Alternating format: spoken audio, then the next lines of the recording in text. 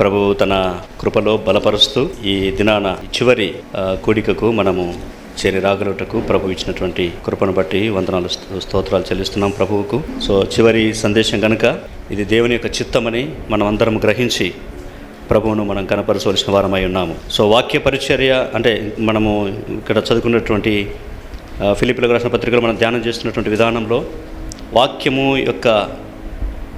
వాక్యము మనము ఎంతగా వివరించి చెప్పినా సరే, ఎవరు ఎప్పుడు ఏ వాక్యాన్ని గురించి చెప్పినా కానీ అది మనకు అద్భుతంగా ఇంకొక వేరు విధంగా మనతో మాట్లాడుతుంది. అదే దేవుని వాక్యానికి ఉన్నటువంటి ఖూబ్సూరతి. దేవుని వాక్యంలో చాలా విశేషత ఉందన్నమాట. డేవిడ్ లివింగ్స్టన్ గారు తెలుసా?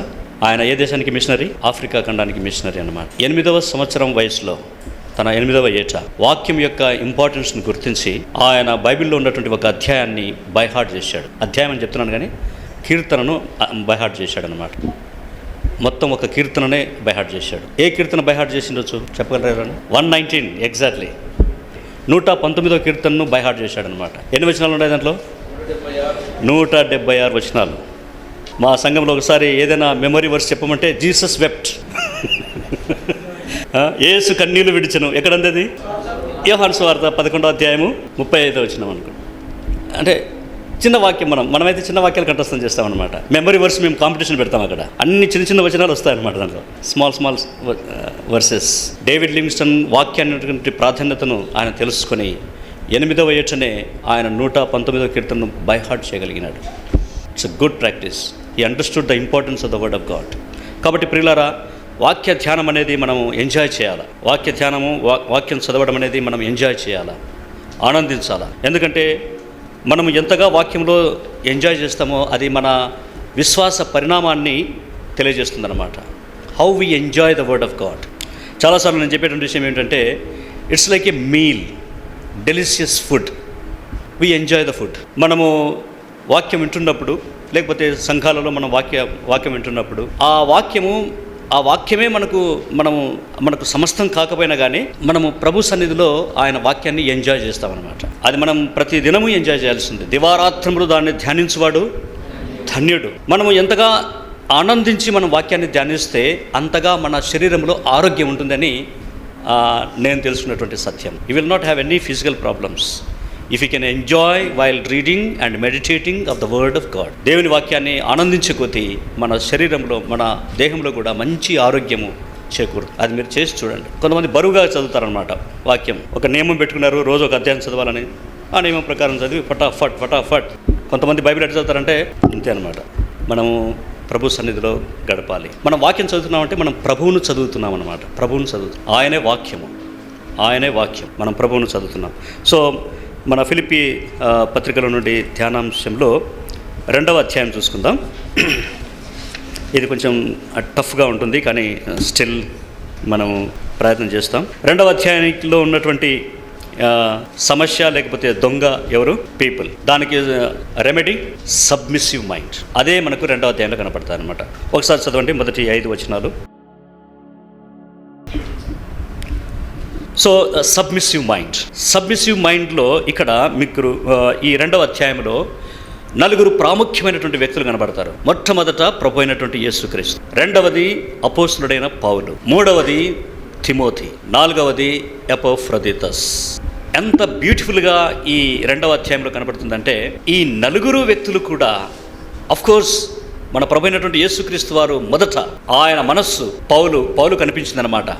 మొదట ప్రభు యొక్క మనసుని గురించి చెప్దాం, తర్వాత తన గురించి తిమోతిని గురించి, తర్వాత ఎపఫ్రొదితస్ గురించి. ఈ 4 యొక్క మనస్సు ఒకటే. Praise the Lord. ఈ 4 యొక్క మనస్సు కూడా ఒకటే. అందరికీ సబ్మిసివ్ మైండ్ ఉందని మనం చూడవచ్చు. ఈ సమయంలో నాకు పాత నిబంధన గ్రంథంలో నుండి ఇంకొక వ్యక్తి కూడా గుర్తొస్తాడు. నా ఇల్లంతటిలో ఎవరు? మోషే. భూలోకంలో సాత్వికుడు మోషే, నమ్మకమైనటువంటి వాడు, సాత్వికుడు, దీన మనస్సు కలిగినటువంటి వాడు అని మనము ఆయన గురించి కూడా చూస్తామన్నమాట. అపోస్తల కార్యముల గ్రంథము 7వ అధ్యాయము 23వ వచనం నుండి 36వ వచనం వరకు. 3:40 120. మోసే వయస్సు ఎంత? 120 కదా. ఆ మోసే యొక్క వయస్సును, ఆయనకున్నటువంటి ఆయుష్కాలాన్ని 120 సంవత్సరాలను 3 భాగాలుగా చేసి స్టెఫెన్ ప్రసంగం చేశాడనమాట.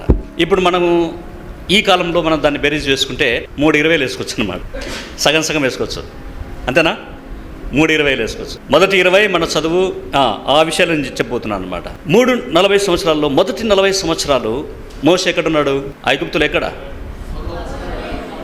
ఫరో ఇంట్లో, రాజభవనంలో పెరిగాడనమాట. పుట్టింది బానిసత్వంలో, పెరిగింది రాజభవనంలో అనమాట. అయితే ఇక్కడ ఈ 40 సంవత్సరాల వయసులో మోసే ఊరికి రాజభవనంలో పెరగలే, తిరగడం చేయలే. ఆయన ఐగుప్తులోని సకల విద్యలను నేర్చుకున్నాడు. ఇక్కడ వచ్చినటువంటి సమస్య ఏంటంటే, సకల విద్యలు నేర్చుకున్న తర్వాత మోషేని గురించి అఫ్కోర్స్ ఏ కాలంలో పుట్టాడో ఆ మాట ముందుగానే మనకు చెప్పబడింది.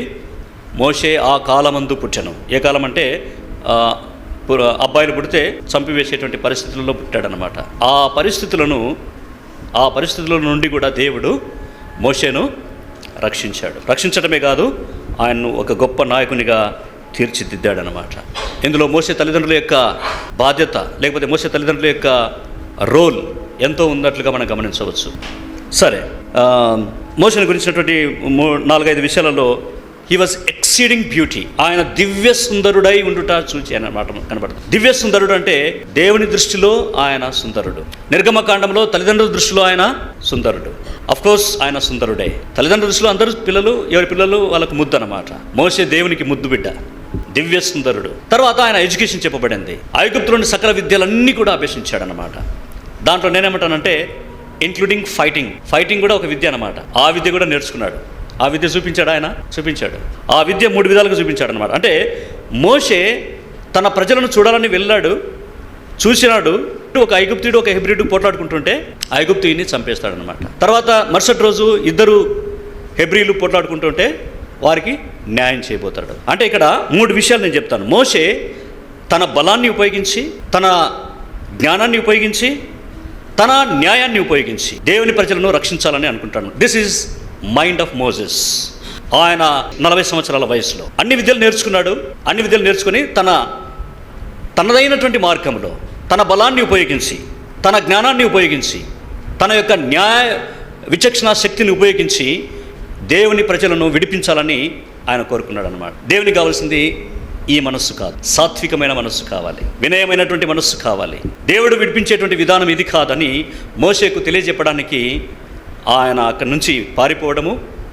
మిగతా 40 సంవత్సరాలు, second 40 years, first 40 years his life, second 40 years his training. మొదటి 40 సంవత్సరాలు ఆయన జీవితము, ఆయన ఎడ్యుకేషను.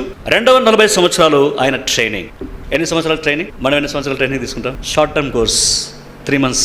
అల్వర్లో ఇస్తారనమాట 6 months కోర్స్. హిందీ బైబిల్ వాళ్ళకు స్పెషల్ కోర్స్ ఇస్తారు, హిందీ చదువుకునేటువంటి వాళ్ళకి. 3 years BTH, MTH, ఇంకా కొన్ని సంవత్సరాలు, రెండు సంవత్సరాలు ఎక్కువ చదివి 5 yearsలో మనం స్కాలర్స్.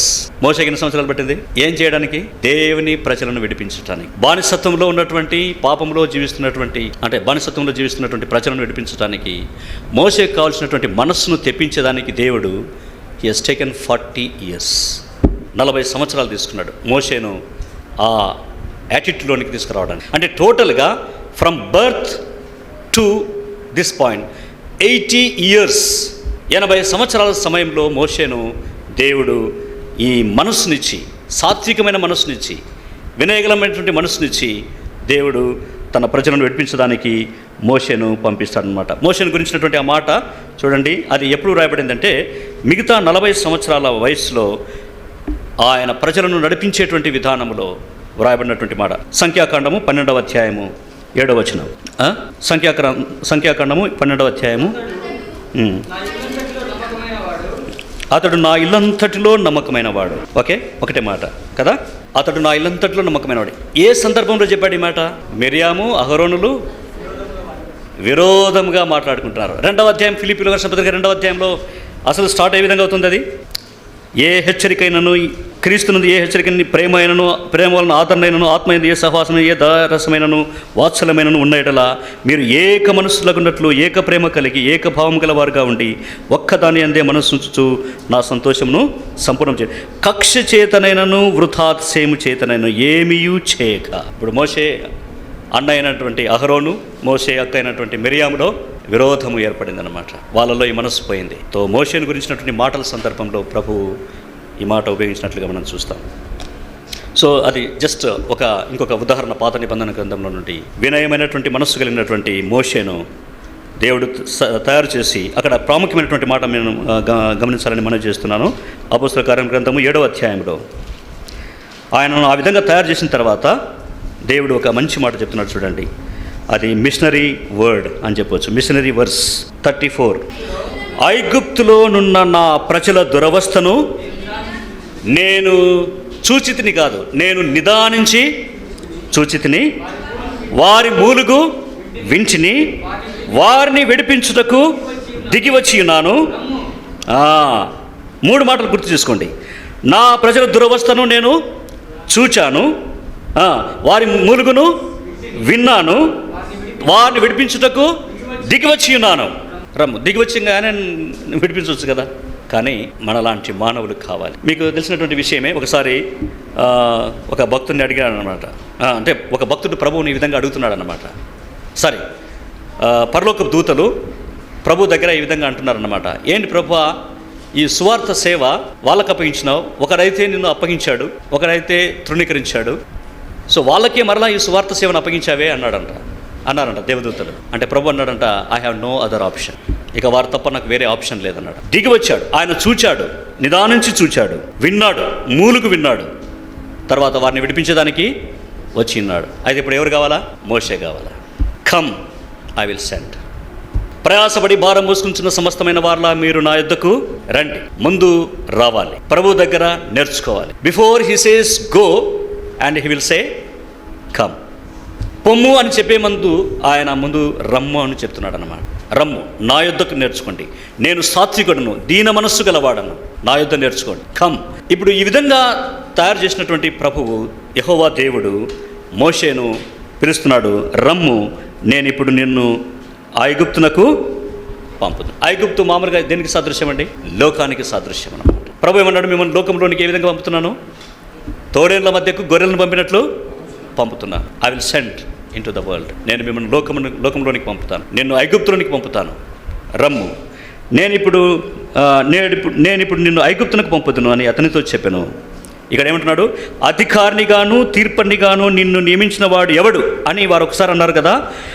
వారు నిరాకరించిన ఈ మోషేను అతనికి పొదలో కనబడిన దేవదూత ద్వారా దేవుడు అధికారినిగాను విమోచకునిగాను నియమించి పంపాను. ఇప్పుడు పంపబడేటువంటి వారు ఎవరంటే అధికారులు, విమోచకులు, విడిపించేవారు, వాక్యం చెప్పి పాపములో మూలుగుచున్నటువంటి, బానిసత్వంలో మూలుగుచున్నటువంటి, అపరాధముల చేత పాపముల చేత చచ్చిన వారైనటువంటి ఈ లోకములో అంధకారములో మూలుగుచున్నటువంటి వారి యొద్దకు వారిని చూచాడు దేవుడు. వారి మూలుగులను విన్నాడు, వారిని విడిపించేదానికి దిగి వచ్చి ఉన్నాడు ప్రభు. అఫ్కోర్స్ వారిని విడిపించేదానికి పరలోకపు మహిమను కూడా ఎన్నిక చేయకుండా ఈ భూలోకానికి దిగి వచ్చినటువంటి మన ప్రభు అయినటువంటి యేసుక్రీస్తు. నేను వారి కోసం రక్తం కార్చాను, వారి కోసం మరణించాను, వారి కోసం నేను తిరిగి లేచాను, రమ్ము, నేను నిన్ను పంపిస్తాను, నిన్ను న్యాయాధికారినిగా ఉంచుతాను, నిన్ను విమోచకునిగా చేస్తాను. మోషేని గురించి ఇంకొక మాట, నీవు దేవునిగా ఉండు అన్నాడు అన్నమాట.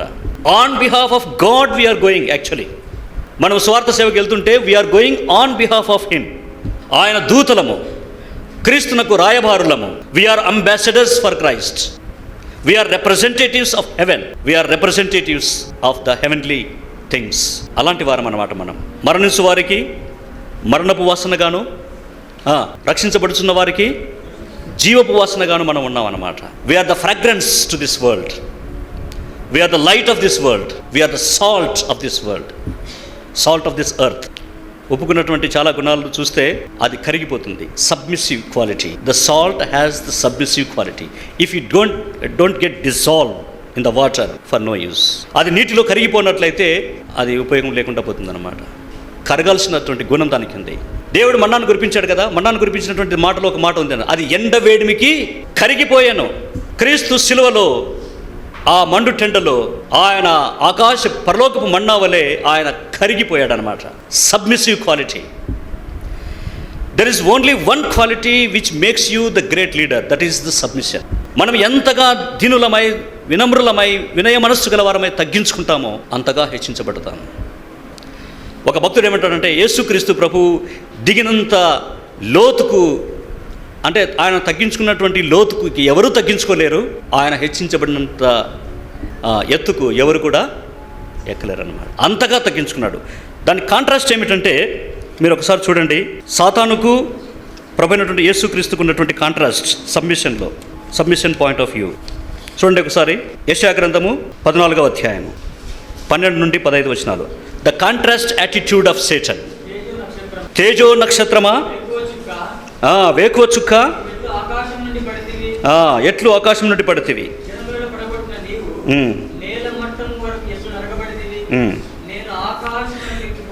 ఓకే గుర్తుపెట్టుకోండి. ఇప్పుడు లూసిఫర్ చెప్తున్నటువంటి మాటలు అన్నమాట. నేను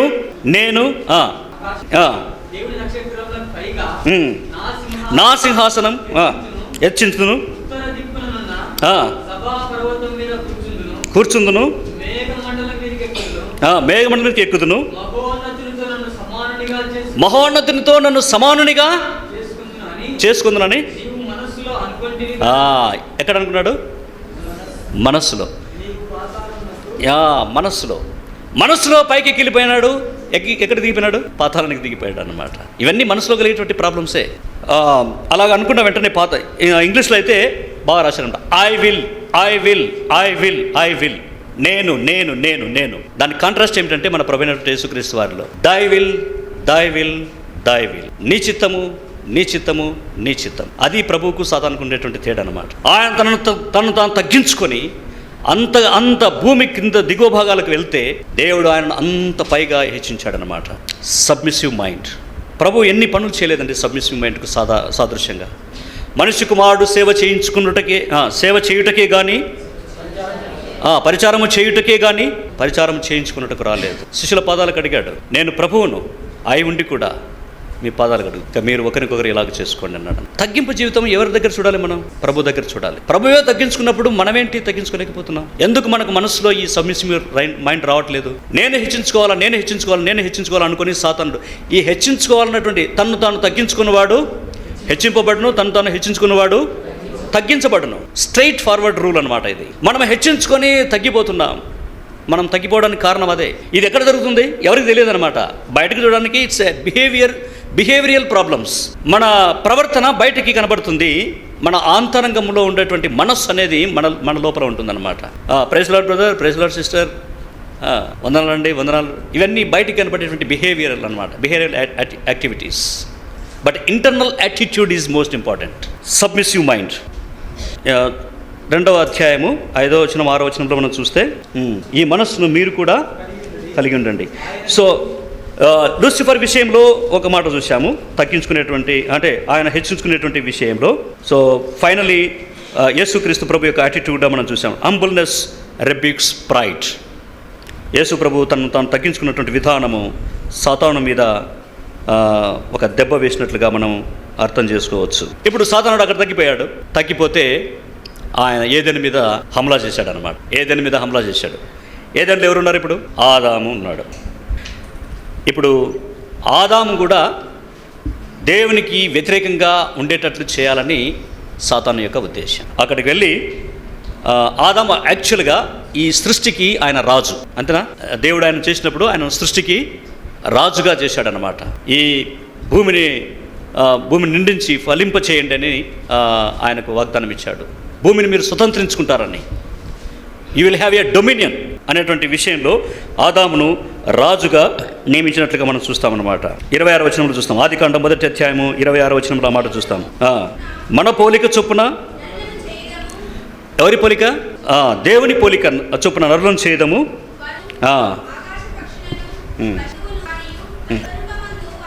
ఓకే. సో ఇక్కడ దేవుడు ఆదామును రాజుగా నియమిస్తే, సాతాను అంటే దేవుని పోలికగా దేవుడు సృష్టిస్తే, ఇప్పుడు సాతానుడు చెప్తున్నాడంటే నీవు యూ విల్ బీ గాడ్ అని చెప్తున్నాడు అనమాట. You will be like God. ఏమని చెప్తున్నాడు? యూ విల్ బీ, నీవు దేవునితో మీరు చెప్పాలి, దేవునితో సమానంగా ఉంటావని చెప్తున్నాడు. దేవుడు ఎట్లా చేశాడు? ఆయనను దేవునితో సమానంగానే చేశాడు, దేవుని పోలికగా చేశాడు అనమాట. దేవుని పోలికగా చేసినటువంటి వాని దగ్గరికి వచ్చి నువ్వు దేవుని పోలికగా ఉంటావని చెప్తే ఎట్లా ఉంటావు చూడండి. ఆదాం ఏం చెప్పాలా? I'm already in the form of God అని చెప్పాలన్నమాట. కొత్త నిబంధన గ్రంథంలో దాదాపు 20 సార్లు మనం ఒకరినొకరు ప్రేమించుకోవాలా, ఒకరినొకరు ఆదరించాలన్నటువంటి విషయాలు మనకు తెలియపరుస్తారనమాట. So the Lord Jesus Christ the attitude, the mentality, the mindset. He thinks of others. ఆయన ఇతరుల కొరకు ఎప్పుడు చింతించేటువంటి వాడుగా, ఆలోచించేటువంటి వాడుగా కనబడుతున్నాడు. రెండవది, హీ సర్వ్స్ అదర్స్. ఆయన ఇతరుల గురించి ఆలోచించేటువంటి వాడు, ఆయన ఇతరుల గురించి ఇతరులకు సేవ చేసేటువంటి వాడు. Thinking is not sufficient. మనము కార్యరూపంలో దాన్ని చేసి చూపించాలి. ప్రభు ఏం చేశాడు చూడండి ఒక మాట.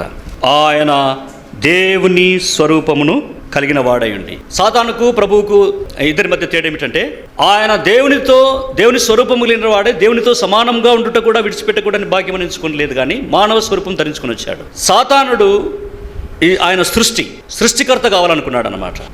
దేవుని సింహాసనమునకు చాలా దగ్గరగా ఉన్నటువంటి సింహాసనం సాతానుది, కానీ అది విడిచిపెట్టి దేవుని సింహాసనం మీదకి రావాలనుకున్నాడు అన్నమాట. చూడండి మైండ్ సెట్ ఎలా ఉంటుందో, యాటిట్యూడ్ ఎలా ఉంటుందో. మనం ఆలోచించేటువంటి ఆలోచన విధానము, సబ్మిసివ్ మైండ్ ఎక్కడ పోతుంది. ఇక్కడ యేసుక్రీస్తు ప్రభు దేవునితో సమానంగా ఉండుట కూడా విడిచిపెట్టకూడని భాగ్యమని ఎంచుకోనలేదు, కానీ మనుష్యుల పోలికగా పుట్టాడు.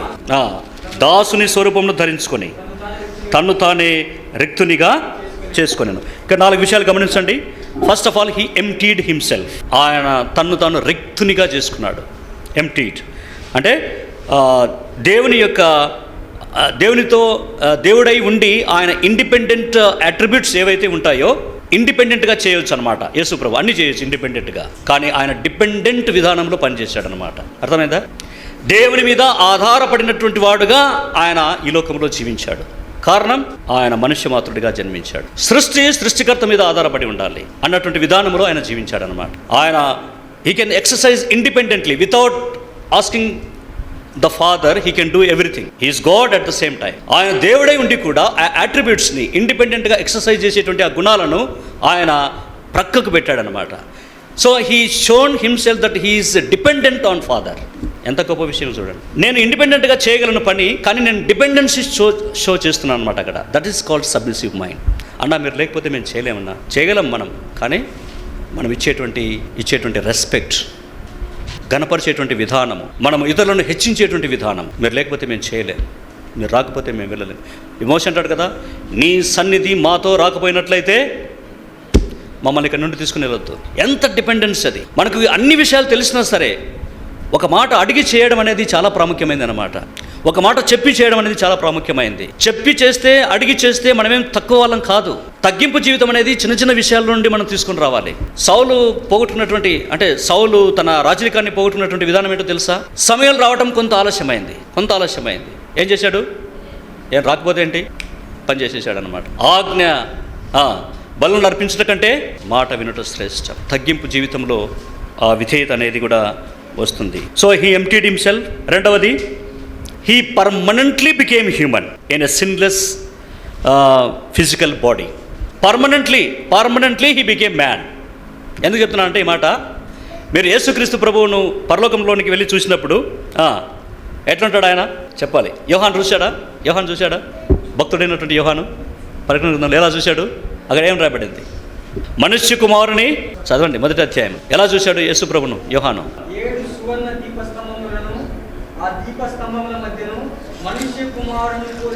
మనుష్య కుమారుని పోలిన ఒకరిని చూచితిని.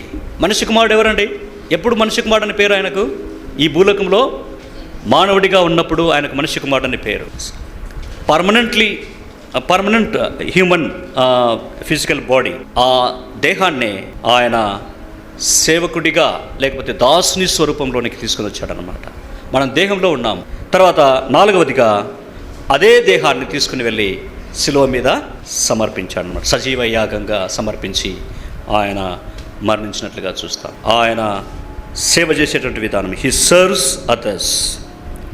ఎంత గొప్ప కృపను మనము ఈ సమయంలో మనం అర్థం చేసుకోవాలి. 4 మాటలు నోట్ చేసుకోండి. Submissive mind of Christ. He came from heaven to earth. పరలోకం నుండి ఈ భూముఖానికి దిగి వచ్చాడు. ఒకటే కారణం, భూమి మీద ఉన్నటువంటి మనలను పరలోకానికి తీసుకుని వెళ్ళడానికి. రెండవది, he came from glory to shame.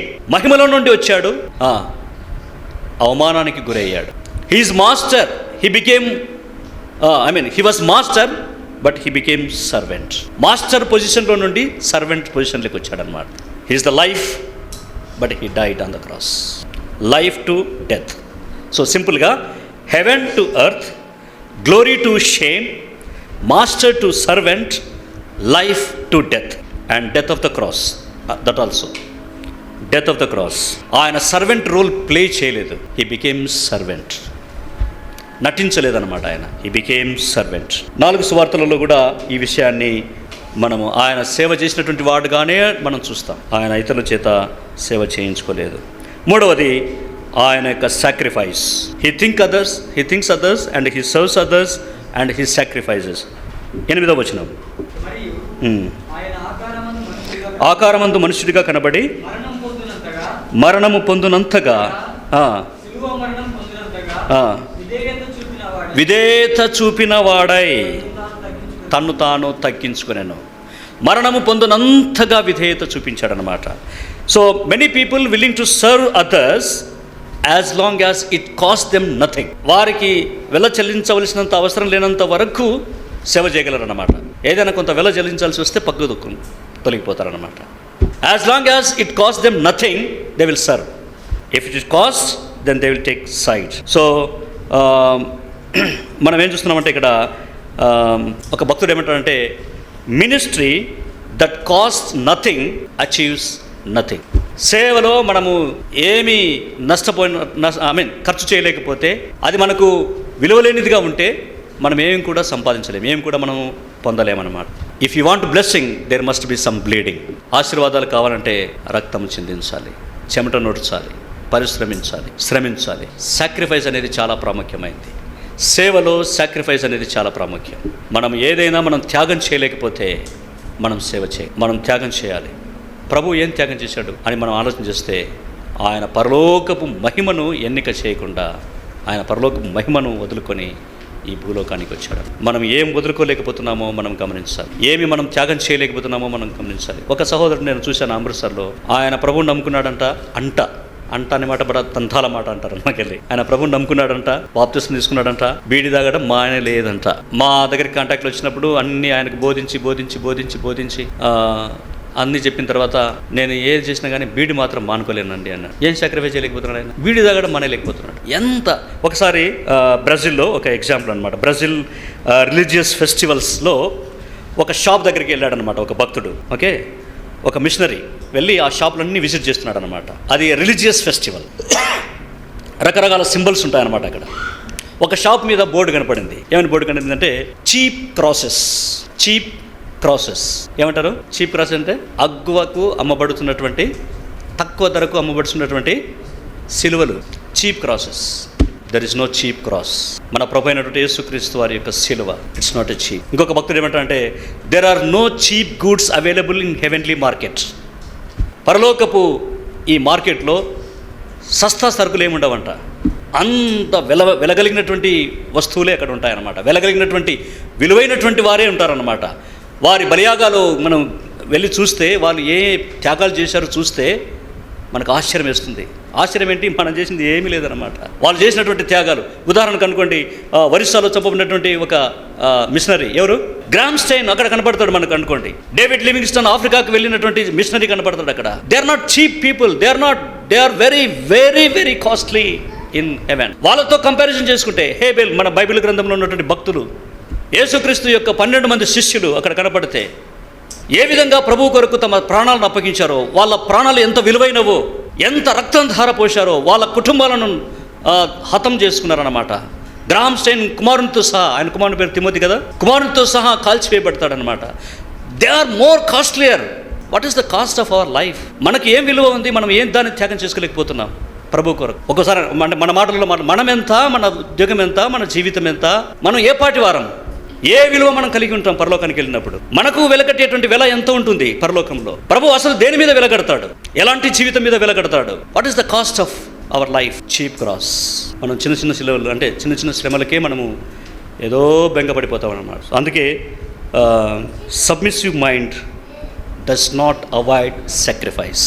వినయ మనస్సు, తగ్గింపు మనస్సు త్యాగం చేసేటువంటి దాన్ని అవాయిడ్ చేయదన్నమాట. త్యాగాన్ని కోరుకుంటుంది, డెఫినెట్లీ కోరుకుంటుంది. 4వదిగా, చివరిగా, సో మొట్టమొదట ప్రభు సబ్మిసివ్ మైండ్లో హీ థింక్స్ ఆఫ్ అదర్స్ రెండవది he serves others.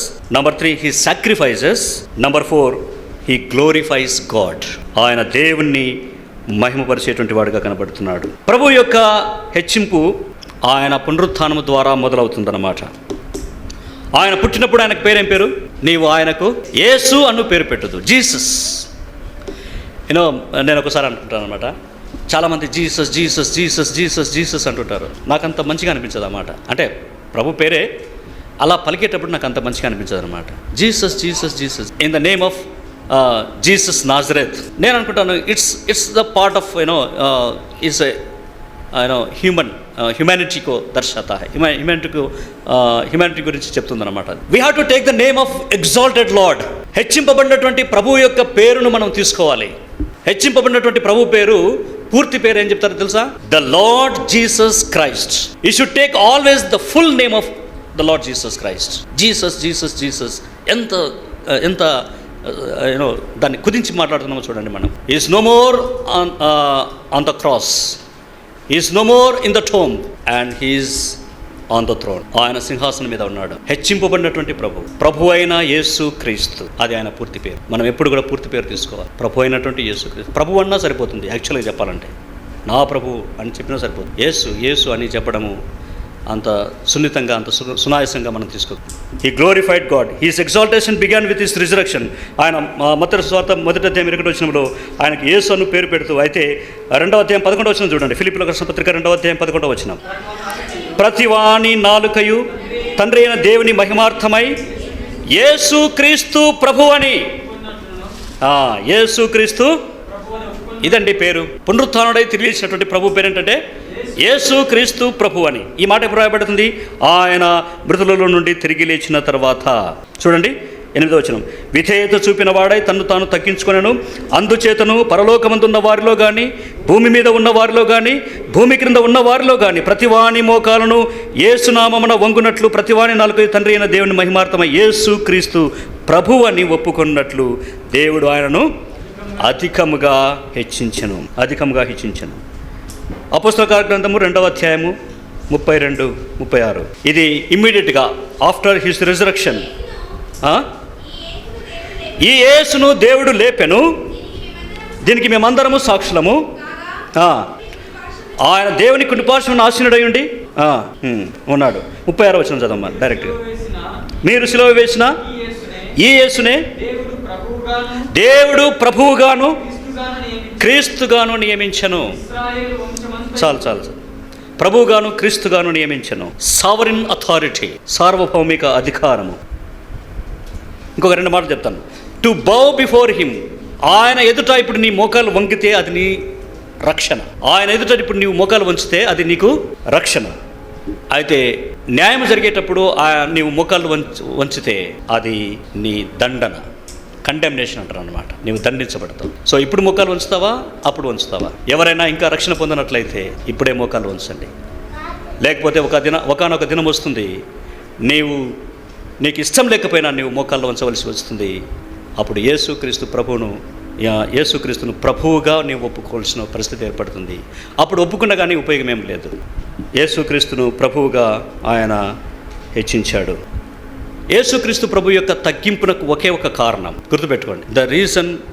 The purpose of his submission is to glorify God. తగ్గింపునకు ఒకే ఒక కారణం ఏంటంటే ఆయన దేవుణ్ణి మహిమపరచాలి. ప్రియులారా, ఈ 2వ అధ్యాయం ఎలా ప్రారంభమవుతుంటే, ఏ హెచ్చరికైనను ప్రేమ వలన ఆదరణ ఆత్మయందు ఏ సహవాసన దయారసమైన వాత్సల్యమైన వేటలా ఏక మనస్సు లగినట్లు కక్ష చేత వృధాస్యం చేత ఏ పని చేయక వినయమైన మనస్సు గలవారై ఒకరినొకరు తగ్గించుకోండి. ప్రభును చూడండి, ఆయన తగ్గించుకున్నాడు. ప్రభు ఘనపరచబడాలని మనం తగ్గించుకుంటాం. ఎందుకు తగ్గించుకుంటాం?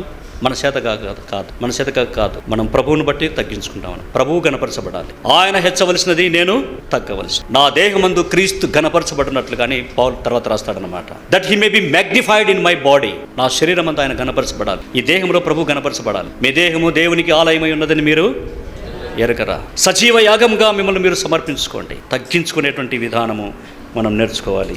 యోసేపు 13 సంవత్సరాలు ఆయన ఐగుప్తులో ఉన్నప్పుడు, ఆ 13 సంవత్సరాల తర్వాత దేవుడు ఆయన్ని హెచ్చించాడు. ఐగుప్తునకు ప్రధానమంత్రిగా చేశాడనమాట. అది ఆయన తగ్గింపు జీవితం అని చెప్పవచ్చు. ప్రాముఖ్యంగా 3 మాటలు యోసేపును ఐగుప్తుకు రాజుగా చేయడానికి కారణం ఏంటంటే, లేకపోతే ఐగుప్తుకు ప్రధానమంత్రిగా చేయడానికి కారణం ఏంటంటే, నేను దేవునికి భయపడవాడను. అన్నల ఎదుట సాక్ష్యం. దేవునికి భయపడితే మనం తగ్గించుకునేదానికి మనకి ఏ ప్రాబ్లం ఉండదండి. మన ప్రాబ్లం అంతా ఏంటంటే మనం దేవునికి భయపడటం లేదు. గర్వించే వాళ్ళందరూ దేవునికి భయపడరు. ఎవరైనా సరే, సాతానుతో అది ప్రారంభమైంది. గర్వము దేవునికి భయపడదు. నాశనమునకు ముందు గర్వం నడుస్తుంది, హెచ్చింపునకు ముందు వినయం నడుస్తుంది. వినయ మనస్కులమై అనేటువంటి మాట మనం పదే చదువుకుంటున్నాం. మన ప్రభువును మనం చూడబోతున్నాం. ఆయన తగ్గింపు జీవితము ఆయన హెచ్చించింది. మనం కూడా తగ్గించుకున్నట్లయితే మనం కూడా ఇది క్రీస్తు దినమున నాకు అతిశయ కారణమని పౌలు ఇక్కడ మాట్లాడినట్టుగా కూడా మనకు అర్థమవుతుంది. సో నేను ఇంతటితో ఈ వాక్య ధ్యానాన్ని ముగిస్తాను. క్రీస్తు యేసునకు కలిగిన ఈ మనస్సును మీరును కలిగి ఉండండి. సో మిగతా 2 మనస్సులు ఉన్నాయి. అవి ఏంటంటే స్పిరిచువల్ మైండ్, సెక్యూర్డ్ మైండ్ అనేటువంటివి మీరు సొంతంగా మీరు ధ్యానం చేయొచ్చు. సో ఒక విశ్వాసికి ఉండవలసినటువంటి మనస్సు ఈ విధంగా ఉండాలి. Single mind focus, submissive mind. అట్లీస్ట్ 2 ఇంపార్టెంట్ మైండ్ను మనం ధ్యానం చేశాం. మనకు ఆత్మీయ మనస్సు ఉన్నట్లయితే పరలోకమైందు ఉన్నటువంటి వాటి యందు మనం మనస్సు ఉంచుతాం, భూ సంబంధమైన వాటి యందు కాదు. మనకు సెక్యూర్డ్ మైండ్ అనేది అంటే దేవుని యొక్క సమాధానము మనతో ఉంటుంది. దేవుని సమాధానము మనం రక్షించబడినప్పుడు దొరికింది. దేవుని సమాధానకర్త అయినటువంటి దేవుడు రక్షించబడిన తర్వాత మనతో ఉంటాడనమాట. Peace of God we obtain when we are saved, and God of peace will be with us in our salvation life. So ప్రభు వలె ఇక్కడ ఇంకా 3 వ్యక్తులు ఉన్నారు కదా, ఆ 3 వ్యక్తులను కూడా మీరు ధ్యానించండి. అపోస్తలుడైన పౌలు, తిమోతి, ఎపఫ్రొదితుస్, వారందరూ పని విషయమై ఎంత బాధ్యత కలిగినటువంటి వారుగా ఉన్నారో. తిమోతిని గురించి మాట్లాడుతూ అతన్ని మళ్ళీ సేవ చేసేటువంటి వాడు నా యొద్ద ఎవరు కూడా లేరంటారు అనమాట. అందరూ తమ సొంత కార్యంలోనే చూసుకుంటున్నారని రోమాలో ఉన్నటువంటి వారిని గురించి చెప్పాడు, ఫిలిప్పీలో ఉన్నటువంటి వారిని గురించి కూడా చెప్పాడు అనమాట.